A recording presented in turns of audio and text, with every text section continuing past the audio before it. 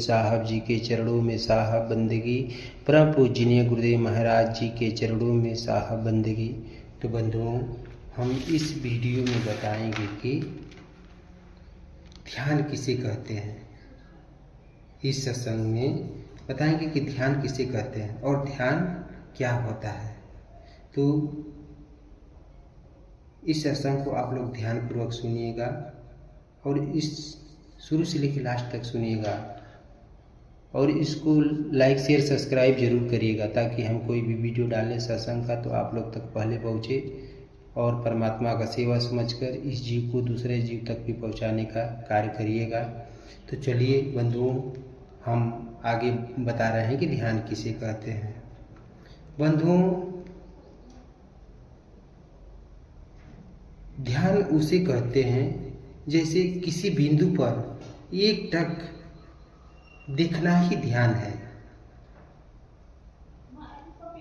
कहीं का आप लोग ध्यान करते हो, उस बिंदु पर एक टक देखना ही ध्यान है।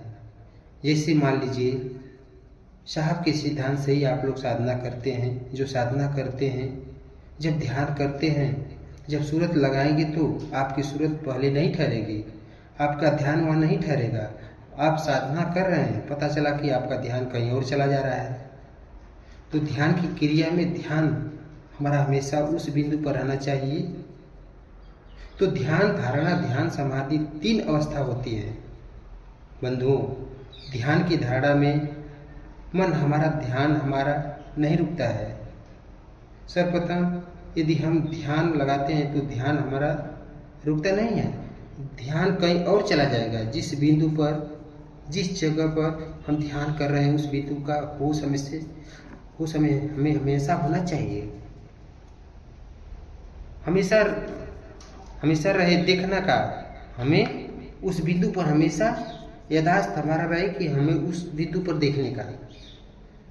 धारणा की अवस्था में कभी कभी हमारा ध्यान वहाँ ठहरता तो कभी कभी इधर उधर चला जाता है, कभी शरीर में चला जाता है, कभी बाह्य जगत में चला जाता है। जो ध्यान है कभी बाह्य जगत में चला जाता है।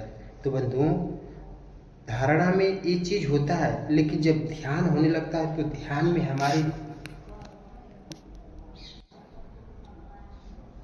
में हमारा सूरत थोड़ा ठहरने लगती है।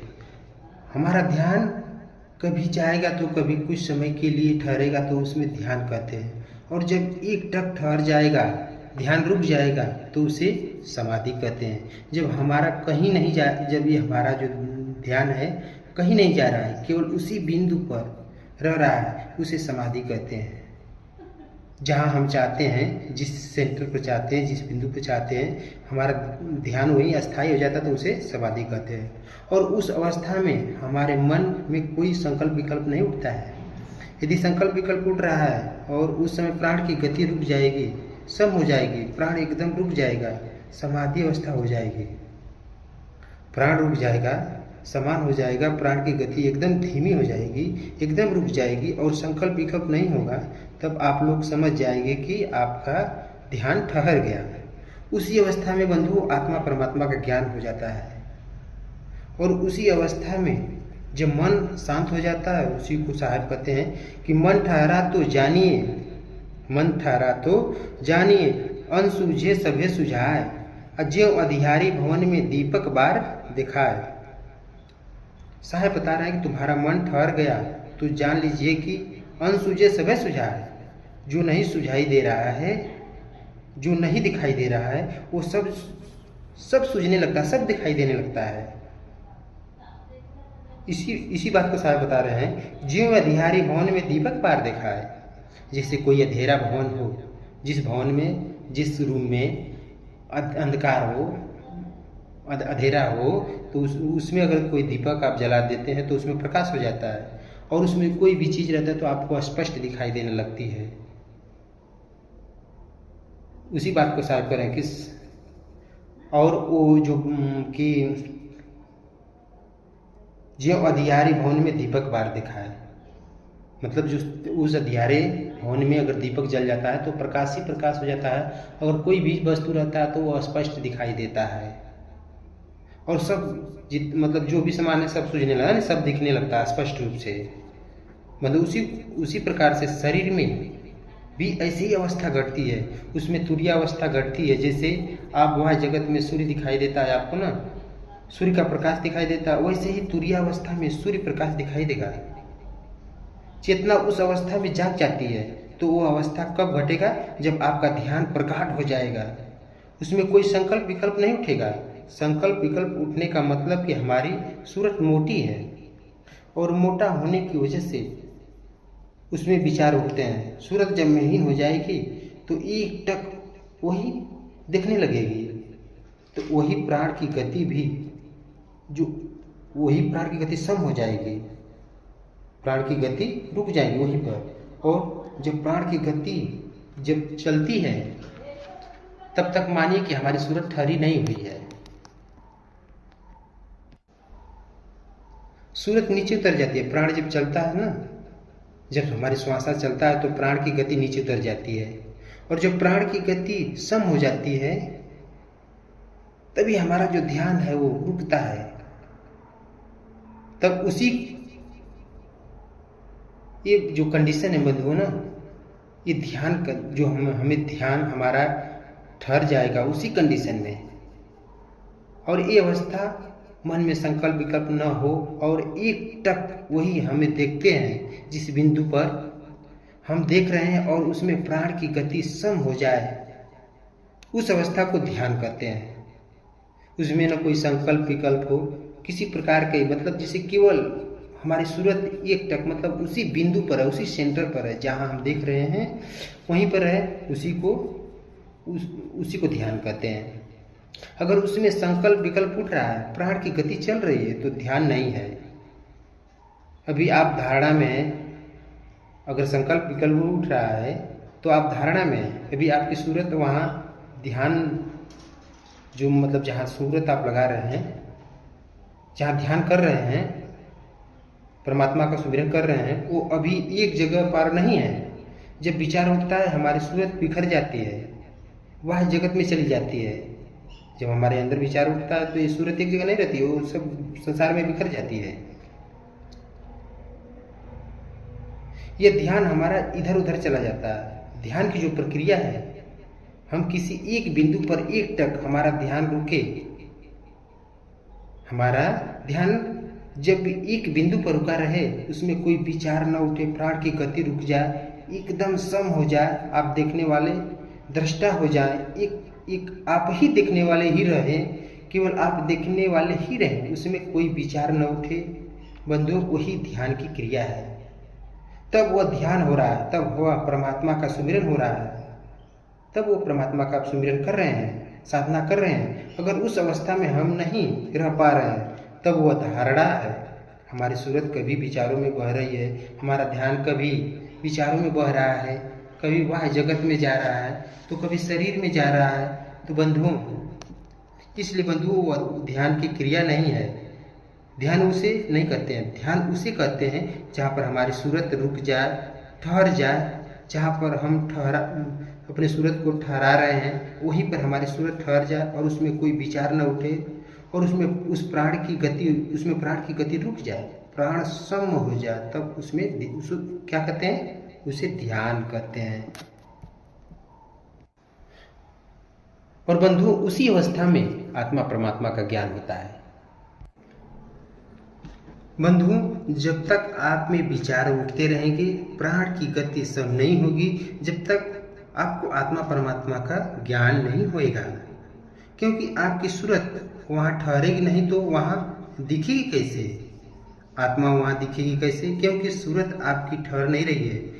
और जब तक संकल्प विकल्प उठते हैं, जब तक उसमें प्राण की गति चलती है, तो आपकी सूरत शरीर में आती है और संकल्प विकल्प आपके अंदर उठता है, तो आपका ध्यान वहाँ नहीं रहता है जहाँ पर जिस बिंदु पर ध्यान को लगा रहे हैं, जिस बिंदु पर ध्यान को रख रहे हैं, उस बिंदु पर ध्यान नहीं रुक रहा है, नहीं ठहर रहा है, क्योंकि आप अपने विचारों में उलझ रहे हैं। आपका ध्यान आपके विचारों में है।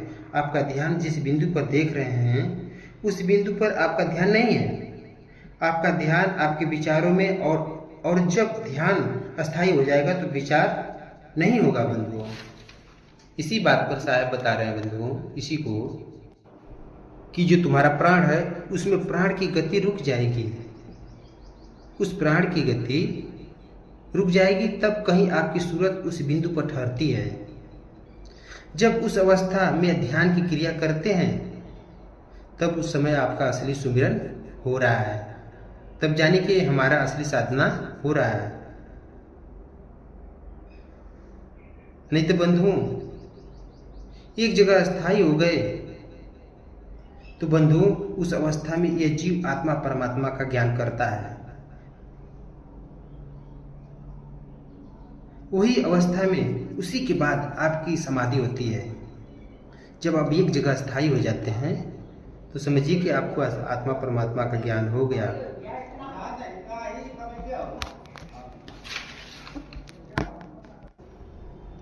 उसी को बंधु, उसी को कहते हैं समाधि।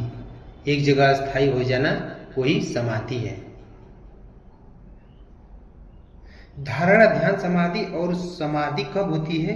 जब आपका ध्यान रुक जाता है और जब उसमें कोई विचार नहीं उठेगा, प्राण की गति रुक जाएगी, तब वो अवस्था आती है, तब वह सूरत ठहरती है। ध्यान ठहरता है तब हमारी सूरत रुक जाती है, या मन ठहर जाता है तो उसी को मन कह लीजिए, उसी को सूरत कह लीजिए, ये उसी का पर्यायवाची नाम है बंधुओं। सूरत हमारा ठहर गया, मन हमारा ठहर गया, रुक गया। मन हमारा एक टक देख रहा है लेकिन उसमें विचार नहीं उठना चाहिए। उसी को साहब आगे बता रहे हैं कि कबीर मन तो एक है भावे जहां लगाए, भावे गुरु की भक्ति कर भावे विषय कमाए। साहेब इस बाड़ी में बता रहे हैं, कह रहे हैं कि क्या कर रहे हैं? साहेब का कहने का भाव है बंधुओं कि चाहे तुम गुरु की भक्ति करो, चाहे संसार का कार्य करो, संसार की विषय वासनाओं करो, मन तुम्हारा एक ही है। चाहे संसार के विषय वासनाओं को करो और चाहे संसार में परमात्मा की भक्ति करो।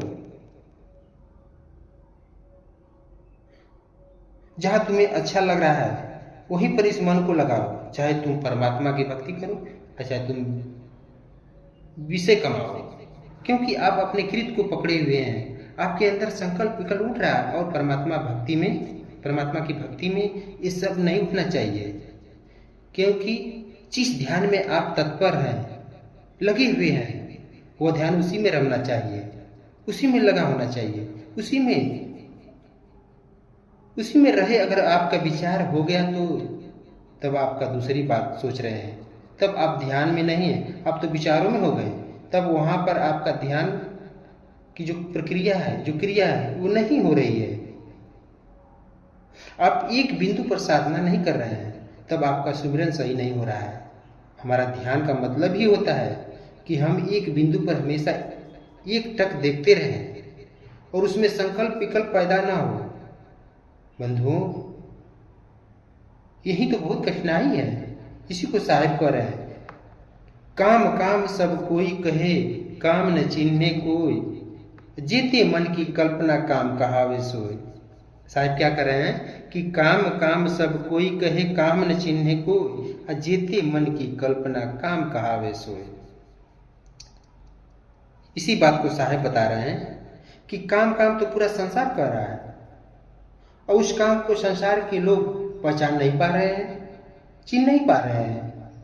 जो तुम्हारे मन के अंदर संकल्प विकल्प रूपी विचारों की लहर उठ रही है, तुम्हारे अंदर जितनी भी कल्पनाएं उठ रही है, वही काम है। क्योंकि साधक जब साधना करने के लिए उन मन को एकाग्रचित करते हैं ना,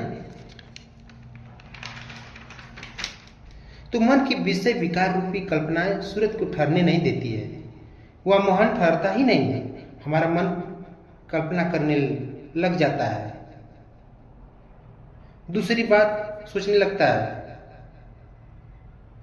और कहीं दूसरी जगह चला जाता है और मन को, इस सूरत को भटका देता है। और जिस बिंदु पर हम अपने मन को रोक रहे हैं, रोकना चाह रहे हैं, तो ये रुकने नहीं देता है। इसलिए बंधुओं हमारा ध्यान जब महीन होगा तब हमारी सूरत ठहरेगी, तब महीन चीज को देखेगी। इसी बात को साहिब आगे बता रहे हैं कि राई का विषवा और विषवा का विष ऐसा हो कि जो चले ताही मिले जगदीश। साहब क्या बता रहे हैं कि राई का बिस्वा और बिस्वा का बीस, ऐसा हो कि जो चले ताही मिले जगदीश। बंधुओं, साहिब इसमें क्या बता रहे हैं कि आपका ध्यान कैसा होना चाहिए। राई का बिस्वा यानी राई माने सरसों, सरसों के बिस्वा, बिस्वा भाग, बिस्वा का बिस्वा भाग मतलब उस बिस्वा का बिस्वा भाग इतना महीन करना है सूरत को। और जब सूरत हमारी महीन हो जाती है तो उसमें संकल्प विकल्प नहीं उठता है, तो उस अवस्था में हमारा मन पवन शांत हो जाता है, तो हमारे शरीर में गर्मी बनती है, उसमें तुरीय अवस्था प्रकट होता है। जैसे सूर्य आप बाहर देख रहे हैं ना, उसी तरह से शरीर के अंदर भी सूर्य है, लेकिन आपके अंदर प्रकाश नहीं है, इसलिए उसमें कुछ दिखाई नहीं देता है। जैसे आप चित्त वृत्ति में जाते हैं, आपके अंदर उतना प्रकाश नहीं रहता है, अजूर नहीं रहता है, प्रकाश नहीं रहता है, लेकिन जब मन को आप शांत करने लगेंगे, धारणा में आपका ध्यान रुकने लगेगा, तो उसमें प्रकाश होने लगेगा। आप अपने चित्त वृत्ति में भी जाएंगे तो प्रकाश रहेगा, उसमें भी सूर्य उदय होगा। और जब सूर्य उदय हो जाता है, सूर्य उग जाता है, सूर्य का प्रकाश हो जाता है, तो ये अवस्था अवश्य घटेगी। जब ऐसी प्रक्रिया होती है तो ये अवस्था जरूर घटेगी। जब ध्यान की क्रिया में ध्यान रुकेगा, तब जब आप उस बिंदु पर एकटक देखते रहेंगे, तब उस अवस्था में ऐसा होगा। इसलिए ध्यान जब उस अवस्था में ऐसा हो जाएगा, इसलिए ध्यान किसे कहते हैं कि जब एक बिंदु पर एकटक देख रहे होंगे हम किसी भी बिंदु पर, जैसे एकटक जिस बिंदु का हमारा सेंटर है जहां हम ध्यान लगा रहे हैं, उस बिंदु पर हम एकटक दिखते रहेंगे, उसमें संकल्प विकल्प नहीं उठे और प्राण की गति रुक जाए, प्राण की गति सम हो जाए, वहीं ठहर जाए, तो बंधुओं पवन शांत हो जाता है। और जब पवन शांत हो जाता है तो इसमें जैसे वह जगत का हवा चलती है, धूप कम लगती है और मौसम ठंडा हो जाता है। उसी प्रकार से सज्जनों, जब हम साधना करते हैं तो मन शांत हो जाता है, वहाँ ध्यान लगाते हैं तो वहाँ ध्यान एकाग्रचित होता है, तो हमारा पवन भी शांत हो जाता है। और जब पवन शांत हो जाता है तो धूप ज़्यादा लगती है और गर्मी भी पड़ती है। उसी तरह से वाह्य जगत में, इस वाह्य जगत में, इस संसार में आप देखते हैं कि जब हवा तेज रफ्तार से चलती है तो मौसम ठंडा हो जाता है। उसी प्रकार से शरीर में भी हवाएं चलती है, वो ब्रह्म में चल रही है, लेकिन मेरे शरीर में भी चलती है। उसी को साहेब बता रहा है। क्या कहते हैं साहेब? तन थीर, मन थीर, पवन थीर, सूरत नीरत थीर, कहे कबीर सो संत के, कहीं कबीर सो संत के, चले से भौजल जीत। साहिब क्या बता रहे हैं बंधुओं, इसमें कितनी अच्छी बात बता रहे हैं। साहिब क्या करे बंधुओं कि तन थीर, मन थीर, पवन थीर, सूरत नीरत थीर। जब हमारा तन भी थीर हो जाता है, मन भी थीर हो जाता है, और पवन जो हमारे सूरत नीरत है एक जगह एकाग्रचित हो जाती है, जब थीर हो जाती है, और इसमें जब चंचलता होती है तो ये नहीं ठहरेगी सूरत। जिस तरह से पवन में भी चंचलता हो जाती है, और जब पवन में भी चंचलता हो जाती है तो आप ये मन नहीं ठहरेगा। तब बंधु हमारा ध्यान एकाग्रचित होता है। उसी को कहते हैं ध्यान। ध्यान किसको कहते हैं कि किसी बिंदु पर एक टक देखना हमारा ध्यान है। अगर उसमें अगर विचार उठ रहा है तब तो वो ध्यान नहीं है, वो धारणा है। और जब ध्यान एक जगह स्थायी टिक गया, अस्थायी हो गया, तब उसे क्या कहते हैं? समाधि कहते हैं। मन हमारा एक जगह टिक गया, ध्यान टिक गया, तो उसे समाधि कहते हैं, क्योंकि वो अस्थायी हो गया, तो ये समाधि लग जाती है। क्योंकि प्राण की गति भी रुकना चाहिए, लेकिन उस अवस्था में तो प्राण की गति रुक जाती है, उसको रोकना नहीं पड़ता है। जब हमारा ध्यान लगता है ना, तो ऑटोमेटिक प्राण की गति रुक जाती है। जब एक अस्थायी एकाग्रचित हो जाता है, हमारी सूरत वहाँ पर ठहर जाती है, तो प्राण की गति ऑटोमेटिक रुक जाती है, उसको रोकना नहीं पड़ता है। क्योंकि जो हमारे श्वासा चल रही है, उसी से मतलब जो हमारी सूरत है वहाँ ठहर जाएगी, अस्थायी हो जाएगी, तो वही मतलब जो प्राण को चलाती है। क्योंकि प्राण को चलाने वाला सूरत ही है। और जब हमारे सूरत जब इस शरीर से बाहर निकल गई, जो फंसी है, तो जब सूरत से बाहर जब निकल गई तो ये प्राण को कौन चलाएगा? तब सूरत प्राण की गति वही रुक जाती है। जब सूरत जहाँ स्थायी हुआ उसी जगह प्राण की गति रुक जाती है। तब बंधुओं उसमें संकल्प विकल्प नहीं होगा। तब उसे क्या कहते हैं? ध्यान कहते हैं। और यदि आप ध्यान कर रहे हैं और उसमें संकल्प विकल्प उठ रहा है, प्राण की गति चल रही है, तो समझ जाइए कि वो धारणा है, ध्यान नहीं है वो। जब संकल्प विकल्प उठ रहा है, हमारा एक जगह मन अभी टिक नहीं रहा है, कहीं कभी यहाँ मन मतलब जिससे सूरत हो रही है, कभी दूसरे जगह भाग जा रही है, तो अभी वो ध्यान नहीं है, अभी वो धारणा है। जब मेरा ध्यान होगा तो मैं उसी बिंदु पर एकटक देखते रहेंगे, तो मेरा ध्यान, मेरा सूरत इधर उधर नहीं भागेगी, मेरा ध्यान इधर उधर नहीं जाएगा और उसमें कोई विचार नहीं उठेगा। और प्राण की गति क्या होगी? वो प्राण की गति रुक जाएगी, पवन शांत हो जाएगा। हालांकि ध्यान करने में ये सारी प्रक्रिया होती है, ये सारी क्रिया होती है। पवन भी शांत हो जाता है, जिससे साहिब कह रहे हैं, आगे बता रहे हैं कि एक साधे सब साधे सब साधे सब जाए, जैसे सींचे मूल को तो फूले फले अगाए।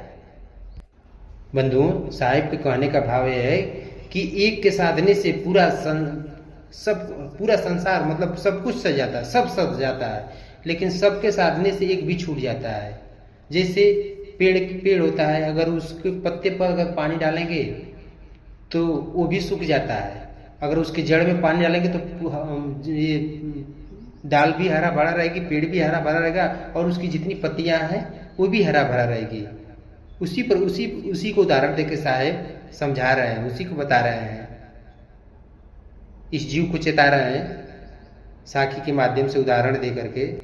इसी तरह से बंधुओं, आप ध्यान को, अपने मन को साध लेंगे तो पूरे सब सज जाएगा, कोई बाकी नहीं रहेगा। बंधुओं, तब इस बात को तो आप लोग ध्यान के बारे में समझ ही चुके होंगे, क्योंकि ये साधक के लिए है। साधक जब तक ये प्रक्रिया को नहीं करेगा, अपने मन को शांत नहीं करेगा, सूरत को स्थिर नहीं करेगा, तब तक उसकी समाधि नहीं लग पाएगी, वो ध्यान नहीं कर पाएगा। इसलिए बंधुओं, परमात्मा के देश जाने के लिए आप लोग को इसी विधि से साधना करना पड़ेगा, इसी विधि से, इसी ढंग से ध्यान लगाना पड़ेगा। तब आप परमात्मा के देश जाएंगे और आत्मा को भी देखेंगे और परमात्मा को भी देखेंगे और परमात्मा के देश पहुंच जाएंगे, अमरलोक देश। इसलिए बंधुओं, आप लोग को परमात्मा की सच्ची साधना करना पड़ेगा। अपने गुरुदेव के बताए हुए भेद से, उनके साधना से आप लोग सच्ची साधना करेंगे। वो भी सच्ची साधना, सदगुरु कबीर साहब की जो असली साधना है, जो साहेब की साधना है, वो सत्य साधना, उस साधना को करेंगे तभी आप लोग आत्मा और परमात्मा को देख सकते हैं और अमरलोक देश जा सकते हैं। नहीं तो बकिया अगर साधना नहीं करेंगे, इस अवस्था में नहीं, आप ये प्रक्रिया नहीं करेंगे, अपने ध्यान को अस्थायी नहीं करेंगे, तो आप परमात्मा के देश कदापि नहीं जा पाएंगे। इसलिए आप लोग को सच्ची साधना करके, सही ढंग से ध्यान लगा करके परमात्मा के देश जाना पड़ेगा, नहीं तो यहीं 84 में ही रह जाएंगे और फिर आपका 84 का भ्रम चक्कर लगाना पड़ेगा। इसलिए बंधुओं, परमात्मा सच्चे गुरु से, सच्चे भेदी गुरु से सच्ची साधना लेकर के आप लोग सही ढंग से ध्यान लगाएं, साधना करें और परमात्मा के देश जाएं। यहीं से मैं अपने वाणी को विराम देता हूँ। बोलिए परमपिता परमात्मा सतगुरु बंदी छोर कबीर साहब जी के चरणों में साहब बंदगी। परम पूजनीय गुरुदेव महाराज जी के चरणों में साहब बंदगी, साहब बंदगी, साहब